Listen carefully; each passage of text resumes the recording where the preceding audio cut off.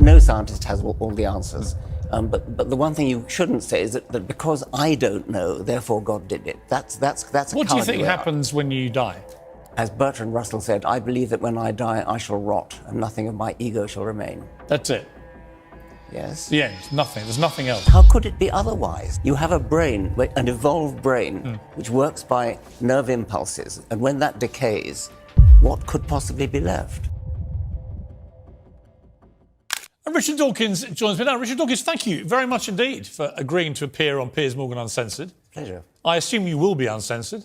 Of course. You've never been censored, have you? No. In fact, people have tried to censor you, and we're going to come to a bit of that later on. This cancel culture has even come to your door. What do you make of that? People these days not wanting to hear opinions they don't like. I think it's very sad. I think, especially in universities, where I've spent all my life, universities are places where you should be free to speak your mind, listen, even to something that you don't like.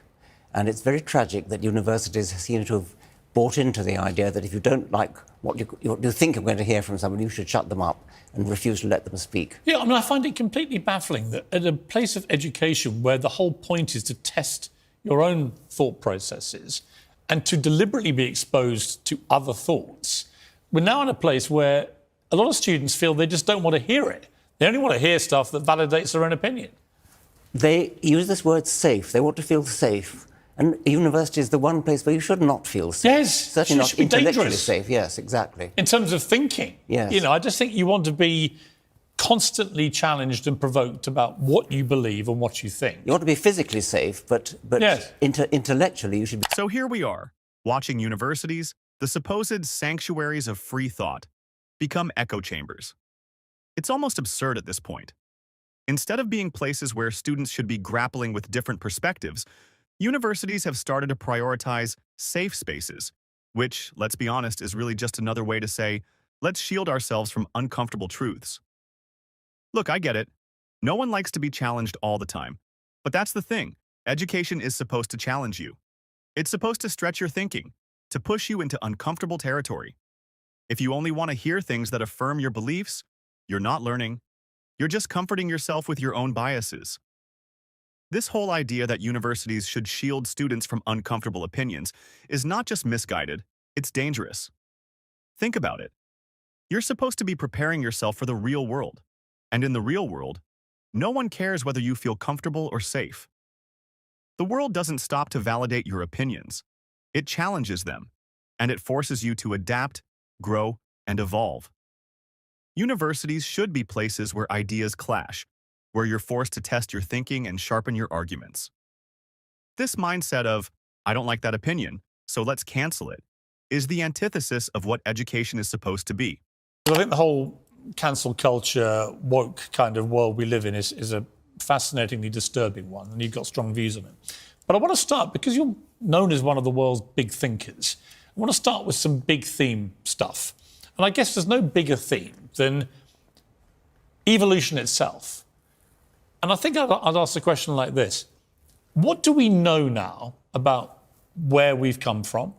And what don't we know? Okay, we know once you've got a self-replicating entity, which nowadays is DNA, but it wasn't originally, once you've got life started, once natural selection, Darwinian natural selection has got going, then we pretty much understand the 4 billion year history of what's given rise to us and all other living creatures.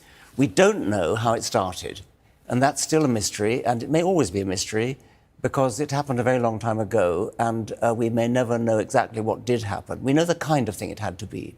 What kind of thing do you think it was? It was the origin of a self-replicating molecule, a molecule that makes copies of itself. DNA is such a molecule, but the original one was almost certainly not DNA, because DNA is it's been called a high-tech replicator. There had to be a precursor to DNA. Something, the laws of chemistry gave rise to a molecule which had this unusual property of making copies of itself, which mutated, changed in random ways, and that gave rise to competition between rival versions of it, and that gave rise to the whole panoply of life eventually. OK, so I'm a Catholic. I was raised a Catholic. So I'm a religious person, which I know is anathema to you, and we'll come to that. But my arguments with atheists, historically, have always come down to one thing. And maybe you've got an answer which will persuade me of the folly of my ways. The idea that life must have been created by a higher power because it's so complex is something we've heard for centuries. But let's be real. That argument just doesn't hold up anymore. We know that life came from a self-replicating molecule, something that evolved over billions of years, shaped by natural selection. That's it. There's no need to invoke a god here. We're constantly told that life's complexity proves there must be a creator. But if complexity requires a creator, doesn't that just shift the problem? Now we have to explain where the creator came from. And guess what? That leads to even more complexity. This is the problem with the God of the gaps argument. The more science advances, the more these gaps shrink. A god is not the answer. Natural processes are. We've seen it time and time again. When science doesn't have an answer, some people rush to fill the void with the idea of a god. But here's the thing. We don't need a supernatural explanation for natural phenomena. There is no need to cling to an outdated worldview just because we don't have all the answers yet. As science progresses, it fills in these gaps, and the need for supernatural explanations becomes less and less. This is simple. Let's follow the evidence, not just throw our hands up and say, God did it. Which is this. What was there at the start? We don't know. But I don't know, and you don't know. But no human brain, unless you want to correct me, can actually comprehend nothingness, right? No, but it's a fallacy to think that because I don't understand how it happened, therefore God did it. I mean, that's just weak. Well, no, okay, but I'm prepared to have an open mind about this. Yes. But somebody did. And I just have never met a human brain that can explain to me what happened before, say you go for the Big Bang argument. What was there before? What does nothing look like? Physicists are debating this. I'm not a physicist, but they're debating it. My point is that they don't know, and I don't know, and you don't know, and it doesn't help to postulate a God that did it. But you're certain it's not a God, and yet you admit you don't know. No, I'm certain that it doesn't help to postulate something very complicated at the outset, because what we've got is primeval simplicity, and from that stems everything. And what science does, it starts with simplicity, which is relatively easy to understand, and from that it develops into the whole of the universe and the whole of life. It doesn't help to start with complexity, and a creator has to be complex, whatever else he is. The reason that I subscribe to the theory there must be a more powerful being out there than anything the human race has created is because, like I say, a human brain can't comprehend nothingness or what may have come before nothingness. We can't. We're not able to extrapolate what that is, right? I mean, no scientist can explain nothingness, can they? Plausibly. Well, maybe they can't. You'd have to talk to a physicist. But even Could you explain it? No, I'm not a physicist. But you're a very smart guy, and you're a very vehement atheist. No, I'm not. I'm not that vehement. Well, you're pretty vehement. I mean, you just think all belief in all gods is ludicrous, right? I think that it doesn't help to introduce complexity at the outset. That's my point. No, I get that, but no, well, I don't think you do get it. Well, no, I do because But you're asking me to consider that my own belief in a deity that may be above human thinking and understanding and brain power that was there. Theists love to bring this one up, as though it's the trump card that proves God exists. But here's the thing. Just because we don't know something doesn't mean we should insert a deity into the equation. We don't know exactly what happened before the Big Bang, and to be honest, it might be something beyond our comprehension right now.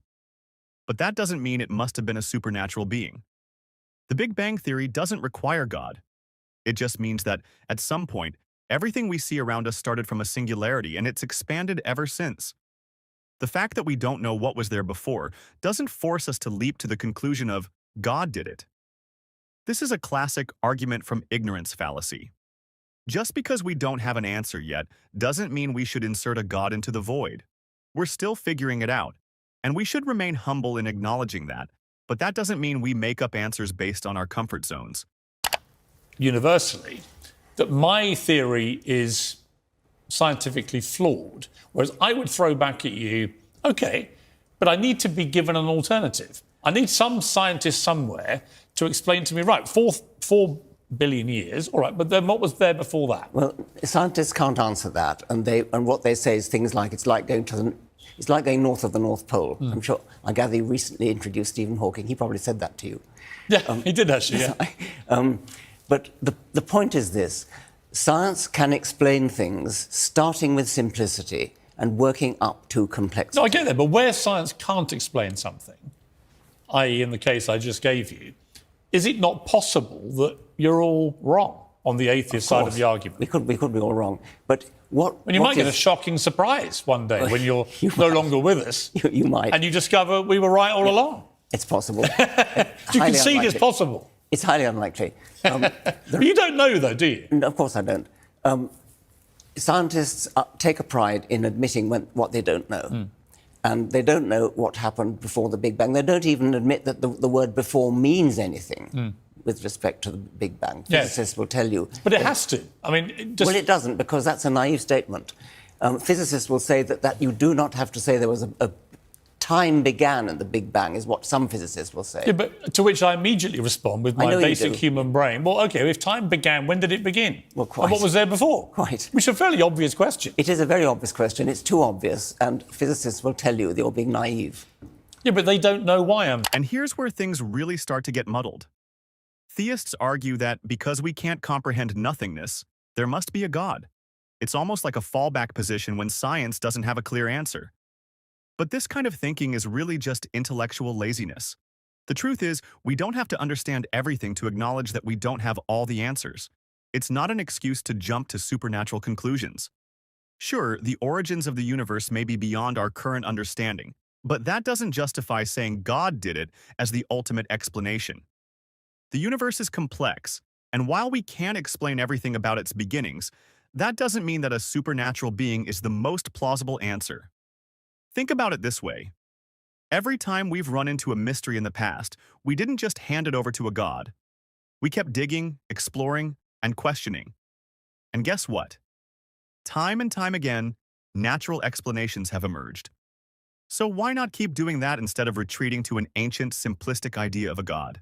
Being naive. Because they can't provide any actual scientific as you've evidence. just said, the human brain is not capable of grasping Right, that's my things. point. Yes. So why is it not possible that there is a superior being, power, which many people believe in different ways? It's possible there are different fairies types at the bottom of the garden. I mean, all sorts of things are possible. you can't deny that. Well, except I've never seen fairies at the end of the garden, have you? No, you've never seen God either. No, but you don't know for sure that either doesn't exist. No, I don't know that fairies don't exist. Fairies may be leprechauns, for all I know. Do you accept, have you got milder about this as you've got older? Yes. Have you got more accepting that you may be wrong? Less certain? Well, yes, of course, a scientist may always be wrong, and that's definitely a thing that a scientist has to say. But I'm not vehement. You're provoking me to be vehement because you're taking that tone with me. Well, you've been provoked before.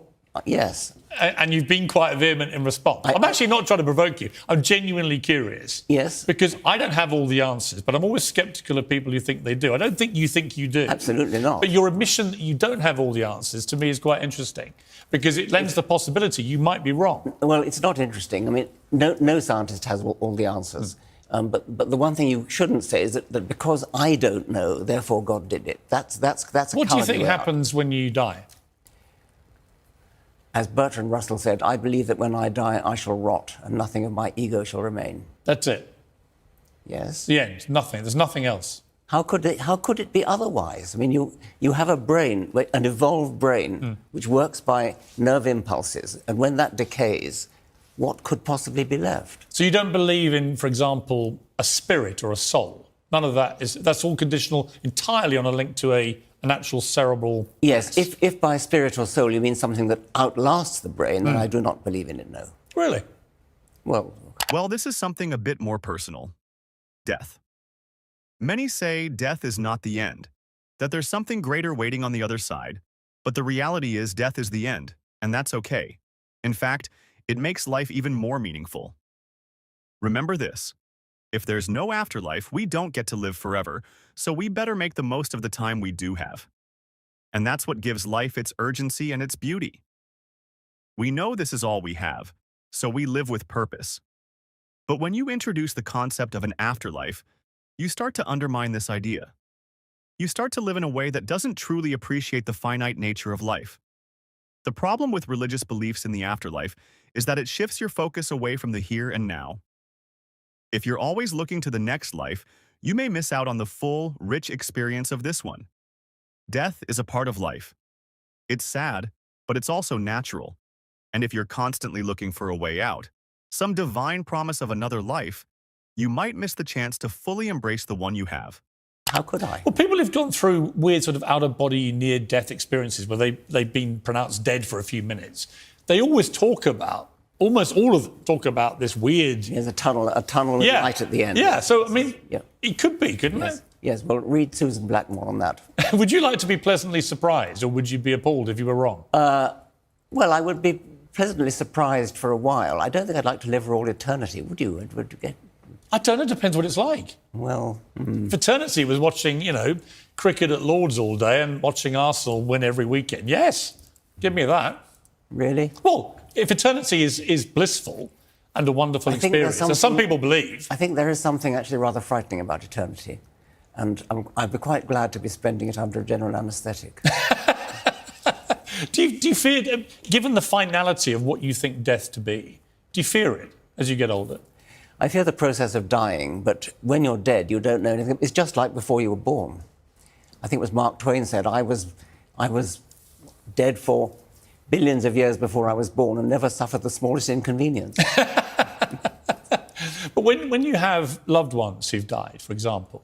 That's tragic. Yeah, but how do, as somebody who believes literally in the finality, the rotting of a body and that's it, it must be worse than for somebody like me, where I genuinely believe there's something better to come. It's worse, so what? Not so what, just curious that it must be for you awful each time, far worse than it is for people who have a belief. Yes, it is. A lot of people take great comfort from their belief in God, that there is a different life out there. Yes, they do. So you don't have that sucker at all? No.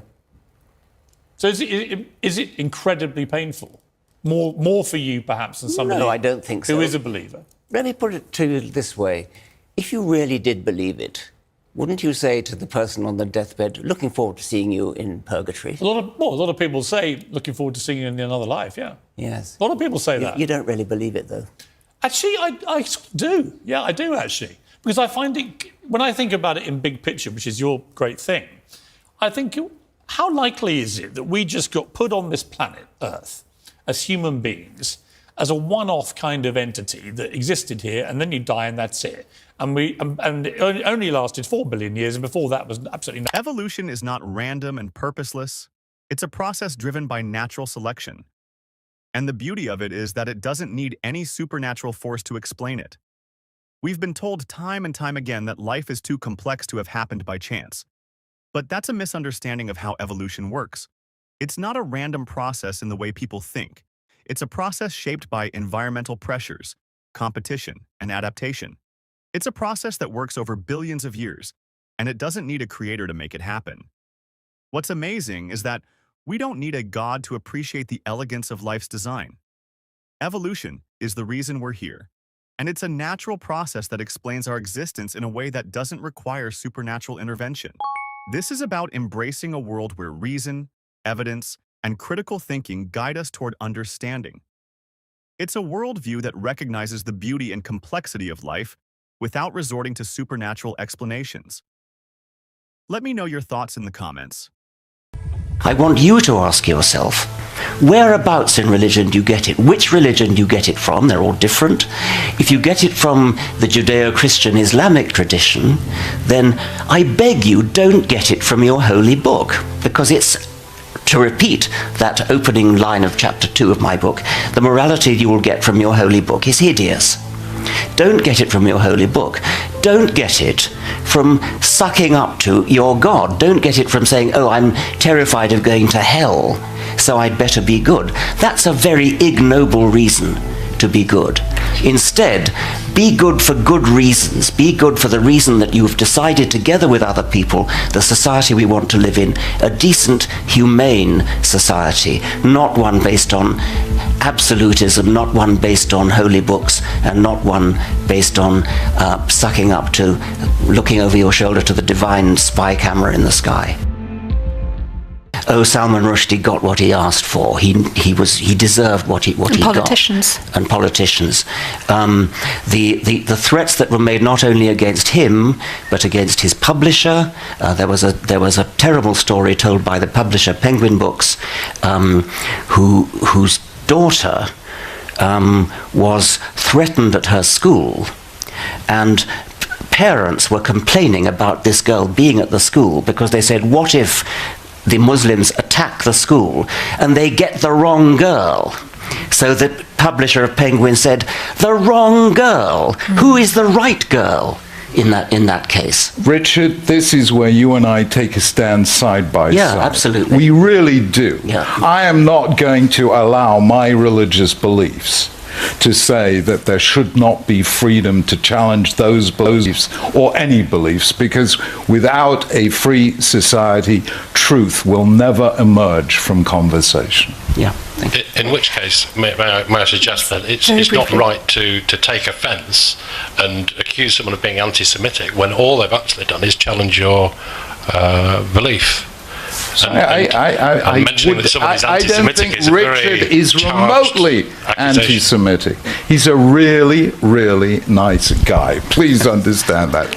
I love this man. I really do. But when I read this book, I said, that is not Richard speaking.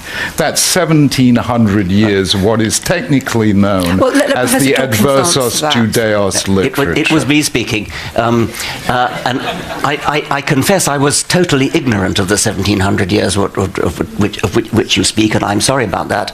But nevertheless, I think the moral values that are embodied in the behavior of the God of the Old Testament are very deplorable indeed. All the stuff about slaughtering the Amalekites and things, terrible stuff. Richard, just answer me one question.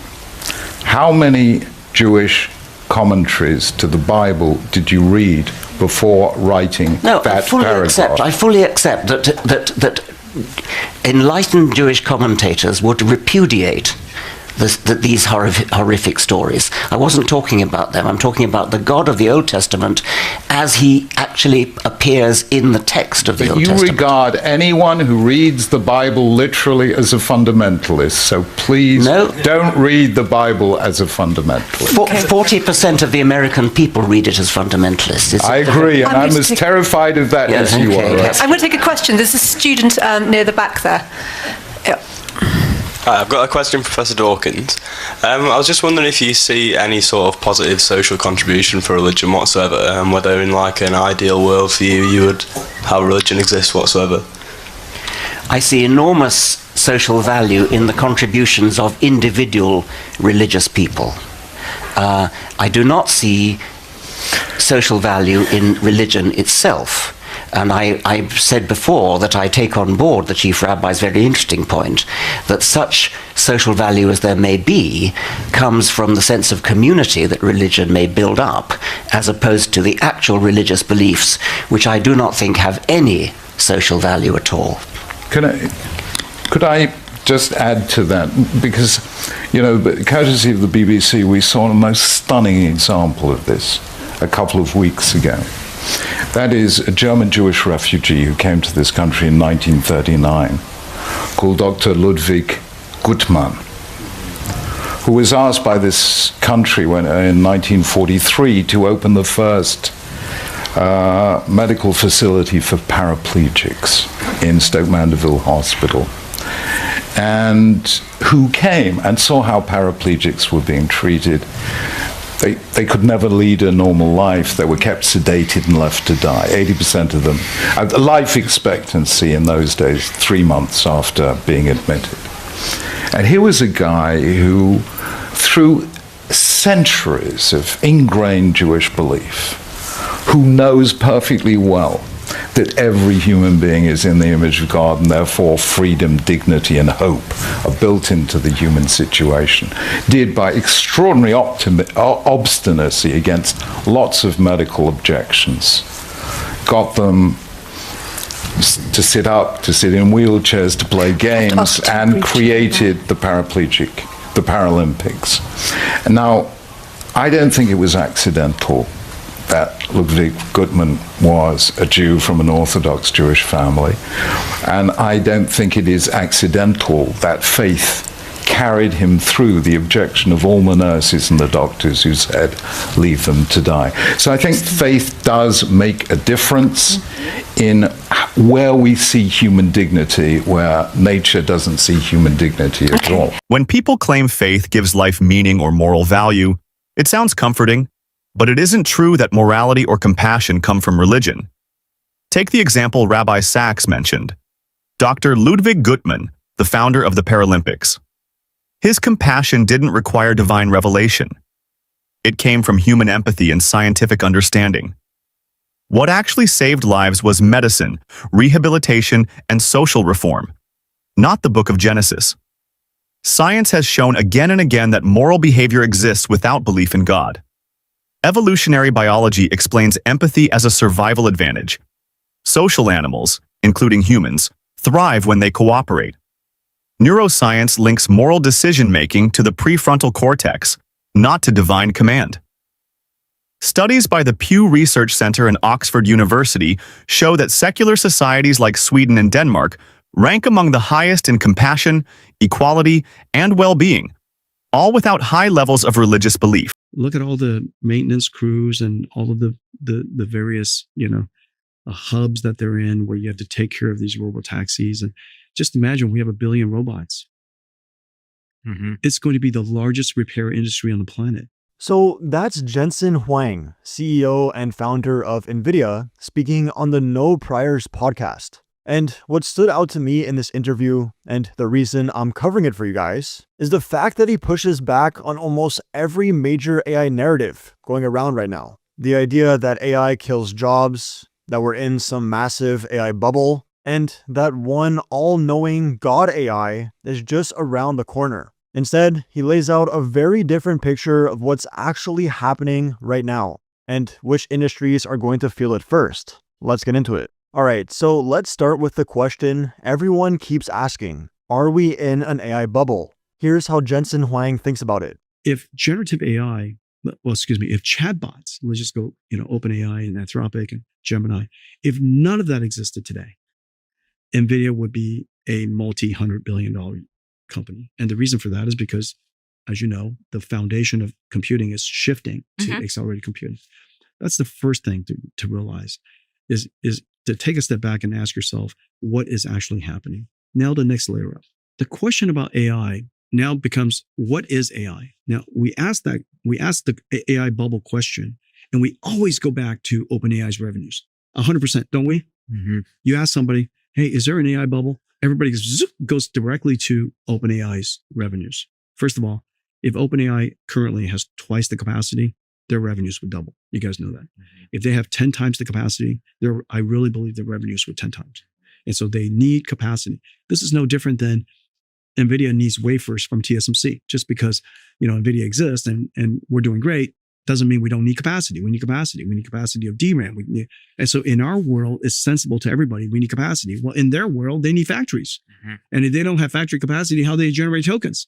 Which is where we started our conversation today. And so they need factory capacity in order to increase their revenue growth. But nonetheless, we also said that AI is more than chatbots. It includes all these different fields of science.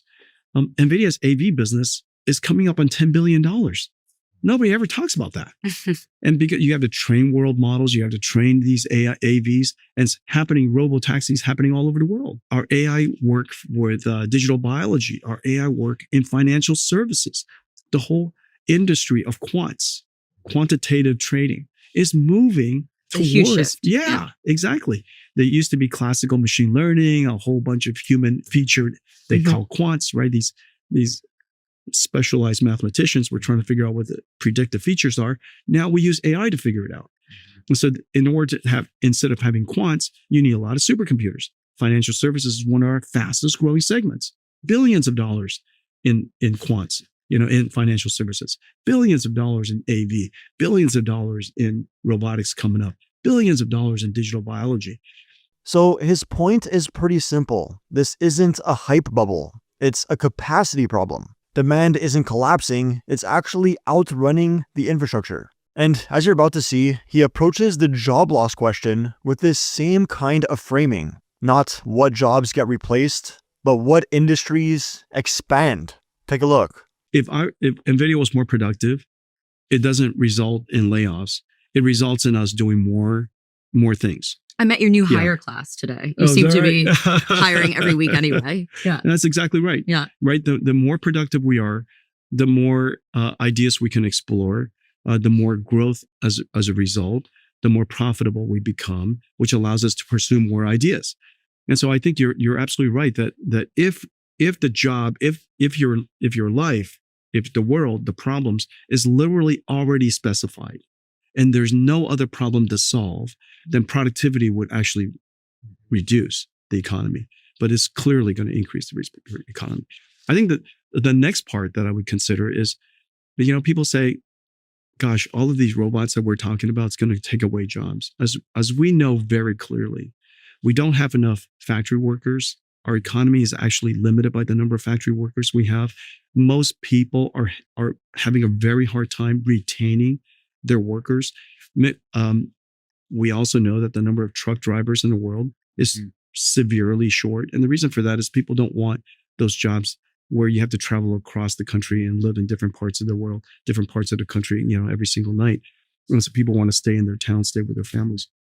So I think the first part is that having robotic systems is going to allow us to cover the labor shortage gap, which is really, really severe and getting worse because of aging population. Mm-hmm. This is not only in the United States, it's all over the world, as you guys know. Mm-hmm. And so we're going to cover the labor shortage. But the second part that people forget, and as a result, we'll grow the economy. There are shortages as well in other places that people talk about AI being relevant. Accounting would be an example where there's shortages there. Nursing is another example. So severe shortage. You can go through multiple other industries and say, okay, there's gaps. That's right. And AI is trying to help fill those gaps. That's exactly right. And so automation is going to help us increase and solve the labor gap. Now, people also don't remember that when we have cars, we need mechanics to take care of our cars. Mm-hmm. And if you look at the robo-taxis that are even on the streets today, it's taken 10 years for that to happen. Look at all the maintenance crews and all of the various, hubs that they're in where you have to take care of these robo-taxis. And just imagine we have 1 billion robots. Mm-hmm. It's going to be the largest repair industry on the planet. So I think a lot of people they just have to think through. Mm-hmm. And this is the part where you said, when we create this type of automation, we create this other job. Mm-hmm. Right now, look at AI is creating so many jobs. Mm-hmm. The AI industry is creating a boom of jobs. So yeah, I definitely agree with him to an extent. His argument is basically that increased productivity doesn't shrink the economy. It expands it, often in ways we haven't even thought through yet, like the emergence of entirely new industries, say a massive robot repair industry for all the robots we're going to have. And he also points to a bunch of sectors that are already facing real shortages: nursing, healthcare, truck driving, manufacturing, that would honestly benefit from a wave of digital workers coming in to help. But what he doesn't really talk about is the long term. Because yes, AI will create new jobs, entirely new industries, and it will absolutely fill gaps in areas that need it badly. But what happens when AI can truly do any job better than a human, including the new ones it creates, and human labor starts to become a net negative? At that point, we're no longer just talking about expanding industries. We're talking about fundamentally changing what work even means.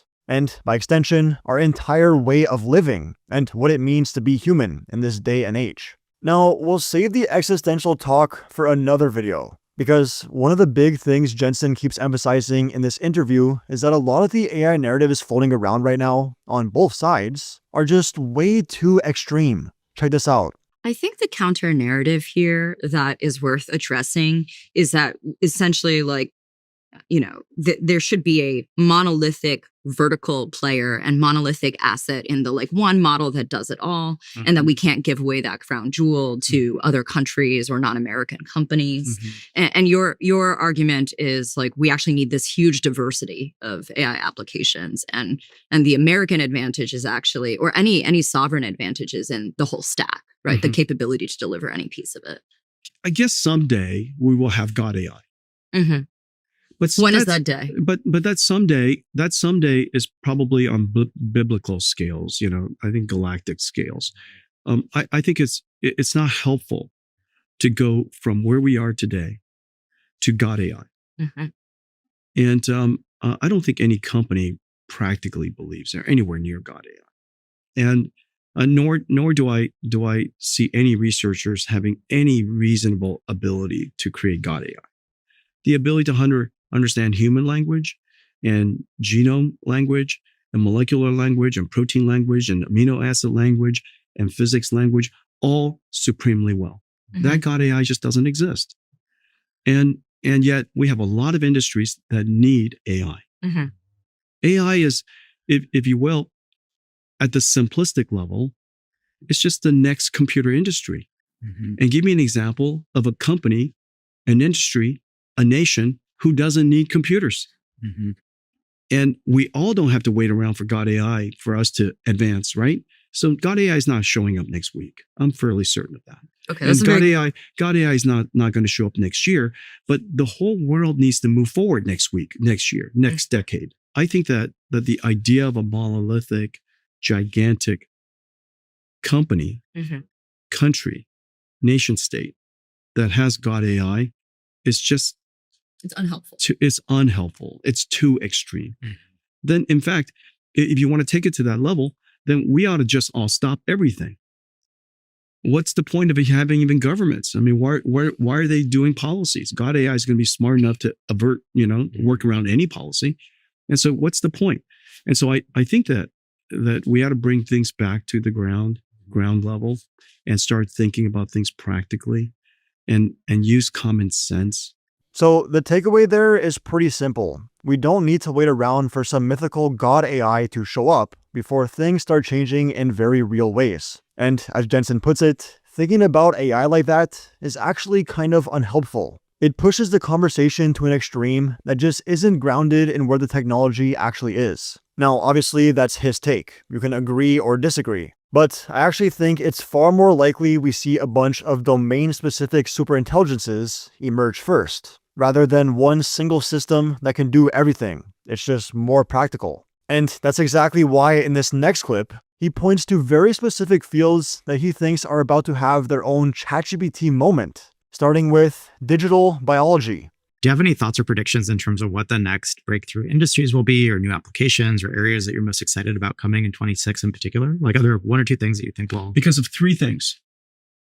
Because of a couple, 2-3 things. I think several industries are going to experience their ChatGPT moment. I believe that multi-modality and very long context is going to enable, of course, really, really cool chatbots. But the basic architecture, that in combination with breakthroughs in synthetic data generation, is going to help create the ChatGPT moment for digital biology. That moment is coming. And by digital biology, do you specifically mean other aspects of like protein folding and protein binding, or do you mean diagnosis? I see, protein synthesis. I think we're good at protein understanding. Now, multi-protein understanding is coming online, and we recently created a model called La Proteina. It's open. It's for multi-protein understanding and representation learning and generation. So I think that the protein understanding is advancing very quickly. Now protein generation is going to advance very quickly. ChatGPT moment of proteins. Yeah, there are a lot of interesting companies working on molecule design in end-to-end way, like That's Chai. right. Exactly. Yeah. And then of course, chemical understanding and chemical generation. And then protein, chemical confirmation, understanding, and generation. Is that right? And so that combination, the ChatGPT moment, the generative AI moment, all of that stuff is coming together for digital biology. So I think this part honestly gets understated. I mean, we're talking about AI being able to simulate biology. And once you can do that, the implications go way beyond just better drugs. This is why people start saying things like AI could cure all disease, massively accelerate climate solutions, or even change how we think about aging. And that's honestly just a tip of the iceberg. I mean, think about it this way. Our biology is essentially our programming. It's the software we run on. And if we can now simulate that software, edit it, stress test it, and see the outcomes in real time, then yeah, things get very weird, very fast.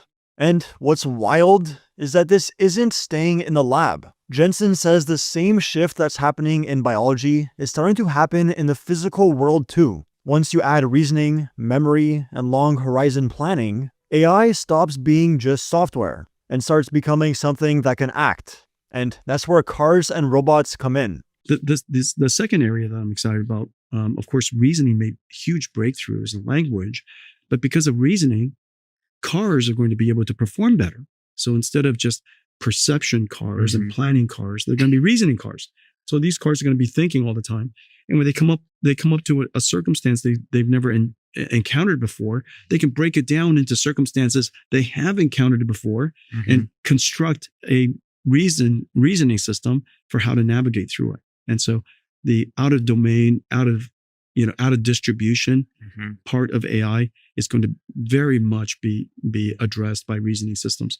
And as a result, we could do more things than we were taught to do. Between generative AI and multimodal vision, language, action models, and reasoning systems, I think we're going to see big breakthroughs in humanoid robots or multi-embodiment robots.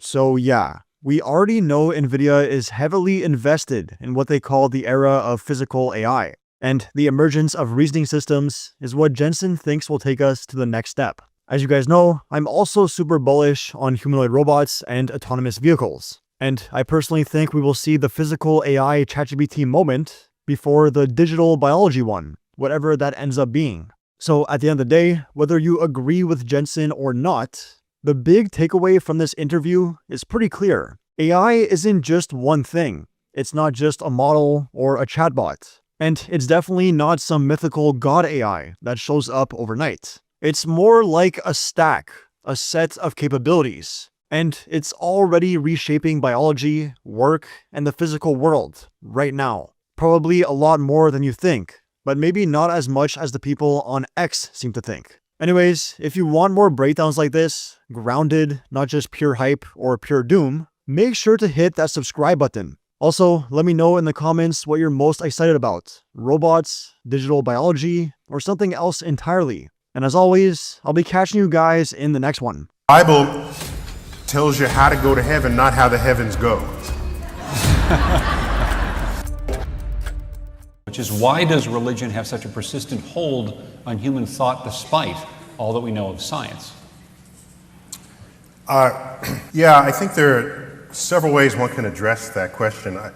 Let me address it consider not long ago when so much of the Western world the state was the religion. And we have actually moved quite a distance from that, compared with 200 years ago, 300 years ago, 400 years ago, the era of the Inquisition and this sort of thing.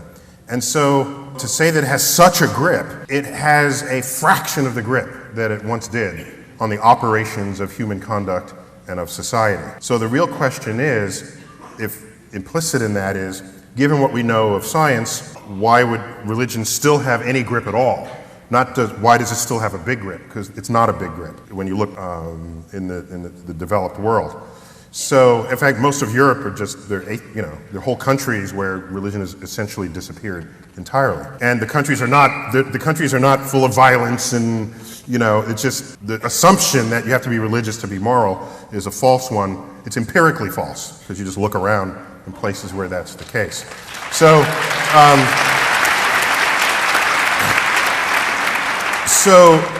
So that's one fact, and we pull away from that a little. There's plenty of what goes on in religious texts that has tremendous value to how to think about life and how to treat one another. In fact, Jefferson created what was essentially what you can think of as Thomas Jefferson, the Jefferson Bible. I don't know if you ever heard of this. He went through the Bible, and I think both the Old and the New Testaments, and he crossed off everything that was sort of mythical, magical, things that clearly violated known laws of nature, and kept the rest, and said, here is the stuff of the Bible that should have value to any modern person going forward. If you look at people who are religious today, who are not in conflict with science, they have viewed their religious text as a spiritual, something that gives them spiritual support, not as a science textbook. The conflict in society is when you have those who are still religious, who want to use their religious text as their access point to understanding the natural world. And persistent efforts of the past to make that happen have just simply failed. The Bible does not work as a science textbook. In fact, Galileo knew this, and he himself was a religious man. He's famously quoted as saying, the Bible tells you how to go to heaven, not how the heavens go. So on that scale, the conflict comes about when that subset of the religious community feels threatened by scientific discoveries that are different from how they interpret what the natural world should be in the Bible. Religion still hangs on mostly because it filled the gaps before science existed. People didn't understand lightning, disease, or the stars, so they called it divine power. But once we started testing ideas instead of praying for answers, the gaps started closing fast. We discovered electricity, germs, gravity, evolution, all without any help from Scripture. What's left of religion today survives more in culture than in truth. In Northern Europe, where belief in God has dropped below 30%, countries like Denmark and Sweden consistently rank among the safest, healthiest, and most educated in the world. That alone proves morality isn't handed down from the sky. It's built through empathy, cooperation, and shared progress. Even the Bible shows its age. Genesis 1:6-8 describes a solid dome holding back waters above, which made sense before telescopes, but not after we saw galaxies billions of light years away. The more we learned, the smaller those old explanations became.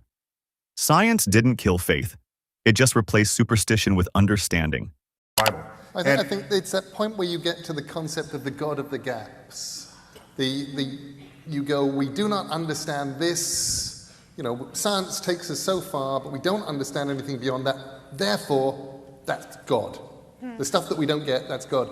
And the trouble with that is the moment that you actually go, no, we do understand that now. Is people going, well, did God just go away then? And it goes back, nice simple things like the rainbow. The point where you go, well, the rainbow actually, it's an optical effect. It's not something magic that gets put up in the sky to memorialize the flood. Plus, did you know that everyone sees a unique rainbow? No. That's right. The rainbow is an optical effect for the person who sees it. So if you stand 10 feet to my left, you see a different rainbow than I see. It's a remarkable, fun fact about rainbows. My favorite fun fact about rainbows is the fact that they were originally believed to have 6 color bands, but that Newton added indigo and violet. Newton he liked his 7. The number 7. He had the mystical feeling for the number 7. Throws in indigo that no one else sees. Yeah, hands up here. Who actually goes, indigo, violet, there's the indigo. You don't. You just go purple. Yeah, exactly. Go blue, purple. But so another thing about the rainbow, because each rainbow is unique to the viewer, it can only be a rainbow that is exactly face-on to you. You've never seen a rainbow that was like at an oblique angle. Think about it. They're exactly hemispherical in front of you. That's why you can never get to the base of the rainbow. Because that would mean your perspective on it would change. That's what makes it a good place to hide the gold. Okay? In case you didn't know. All right. Are you outing yourself here as an unbeliever in leprechauns? People have been burned at stakes for Indeed am. Another thing, you mentioned the God of the gaps. In a free society, a free pluralistic society, where the freedom of the expression of religion is constitutionally protected, which is a fundamental part of why America was so attractive to immigrants from around the world whose religious differences were not being supported in their hometown. I will never be one to tell you what you should believe or what you should not believe. What I will say is that if you want to say that where we don't understand things, that's where God rests, that's where God operates, the God of the gaps argument, because I get asked that all the time. What was around before the universe? I don't know. Must have been something, God. So they got to stick in God where we're not there yet. And I just say, we got top people working on that. It's a current frontier. We're not there yet. And given the history of the moving frontier, where people had previously said, well, God must be operating, we're long past that. Those explanations have come. And so there's no compelling reason to say God did it and then sort of give up and go on to the next problem. My issue with the God of the gaps is that if you feel that way, you should not be writing the science curriculum of a classroom. Okay? That's all. Okay?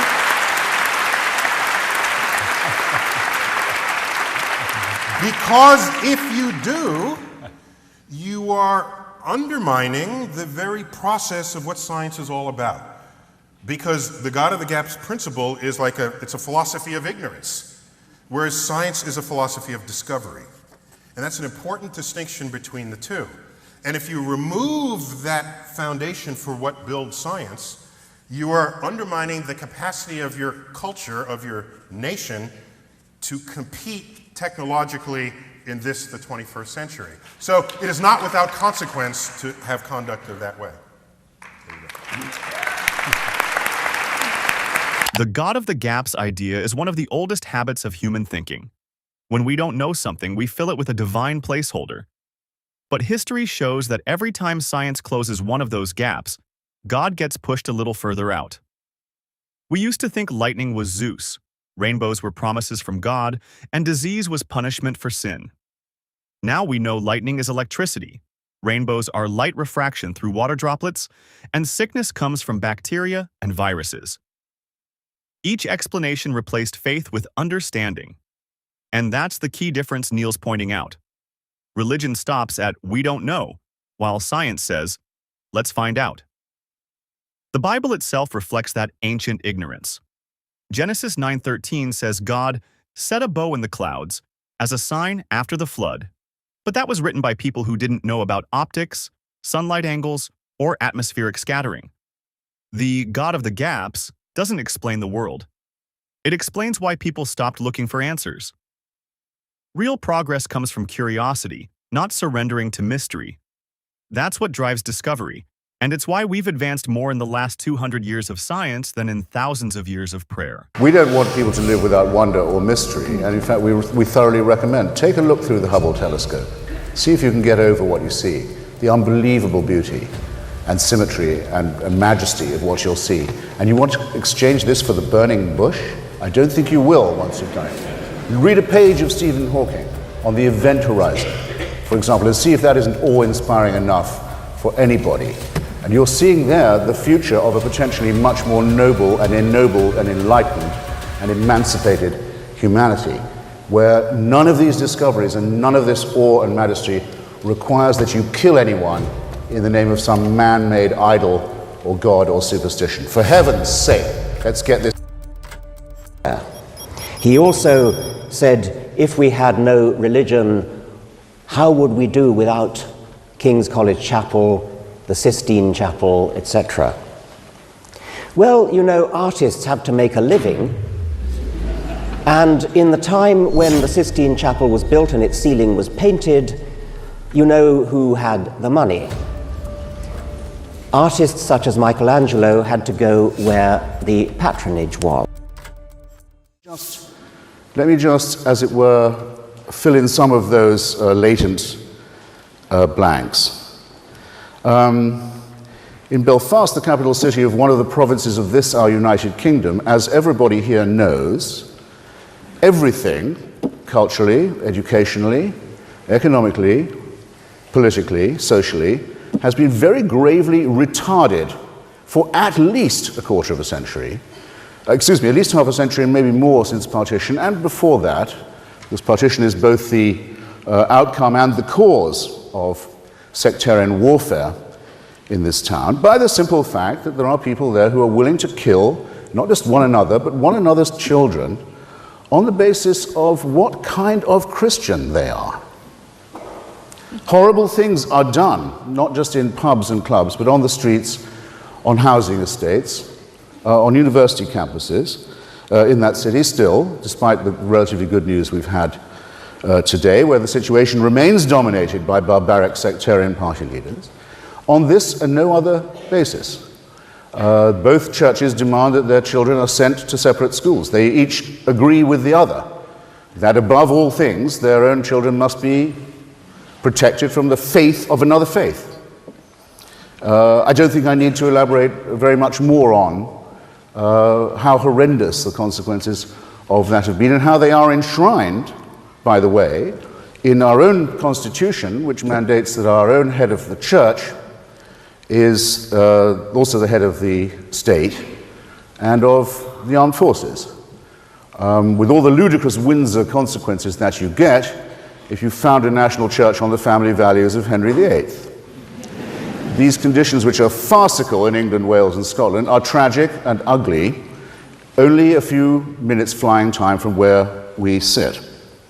If I pass on from Belfast to, say, Baghdad, where I've recently been, and without reopening any of the arguments about the rightness or otherwise of the coalition intervention in Mesopotamia, I think it can be granted by any fair-minded person that what was most needed in Iraq after 30 years of fascism and war was a period of reflection, a short interlude of calm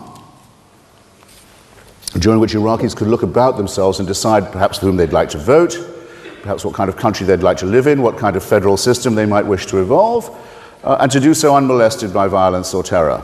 The parties of God have vetoed every hope of that process. The parties of God now have the Iraqi people in their jaws, and they're saying to them, it's not enough just to kill foreigners or to rail against Jews or Christians or secularists. That's nothing like enough.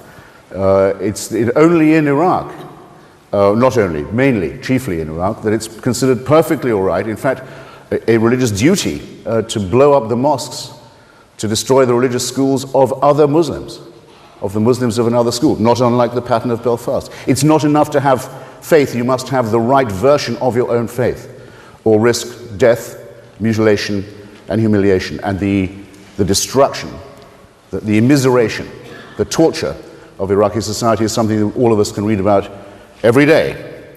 Suppose we're to go to Beirut, the pearl of the Levant, the most civilized and beautiful and cultured city of the Middle East, and to see what happens when, for politicized reasons, a sectarian constitution is in place which says that the president of Lebanon must always be a Maronite Christian, that the speaker of its parliament must always be a Shia, that its vice president must always be a Sunni, that the Druze must have their share, and so on, leaving out at the very bottom, I'm afraid, such forces as Kurds and Armenians, but making everyone defined in their citizenship by their faith. Do I need to elaborate what that's done to retard, to bankrupt, to beggar, to disfigure, and to degrade what could have been an ideally plural and diverse and happy society? Remaining with letter B, shall I say Banja Luka? Shall I say Belgrade? Or just say Bosnia? Again, one of the most civilized enclaves of the Balkans for many years, protected by a secular constitution and the remains of what had been a secular and democratic republic. And just look what happens when it is decided that it is a matter of faith that determines your citizenship, your allegiance, your identity, your nature, your rights. See the recrudescence in the Europe of the late 20th and early 21st century of Catholic fascist parties we thought we'd left behind at Nuremberg, the Ustasha.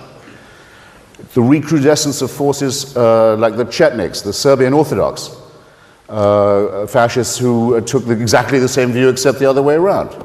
See the craven way in which our spineless media, which always defers to people of faith, say that it was Serbs who shelled Sarajevo or Croats who shelled Mostar, when what they should have been saying was, today the Christian Orthodox militia bombarded an open city around the clock, or yesterday the Catholic forces shelled Mostar from dawn till dusk. They didn't do it because it's a matter of taste. We're supposed to respect people of faith, and we're supposed to respect them while they do that and do that and make this sort of excuse. There aren't enough words, in my lexicon at any rate, to express the contempt that I think any right-thinking person must feel for this conscription of this kind of medieval... Religious identity has often been used as a weapon, not a source of peace. The conflict in Belfast that Hitchens mentions wasn't really about faith in God. It was about power, control, and segregation justified through religion. Protestants and Catholics in Northern Ireland fought for decades, each claiming divine legitimacy, yet both worshipped the same God. That alone shows how belief divides more than it unites. The same pattern appears in Iraq, where Sunni and Shia Muslims, branches of the same religion, turn on each other in holy war. And in Lebanon, political offices are still divided by faith, forcing people to identify religiously rather than simply as citizens. Whenever society defines rights or belonging by religion, the result is discrimination and violence. History keeps proving that secular governance is safer and more stable. In Europe, the Enlightenment and separation of church and state reduced bloodshed and expanded freedom. When laws come from reason and human rights instead of scripture, everyone can live equally, regardless of belief. Religion keeps promising peace, but too often delivers conflict, because faith divides where evidence and empathy could unite.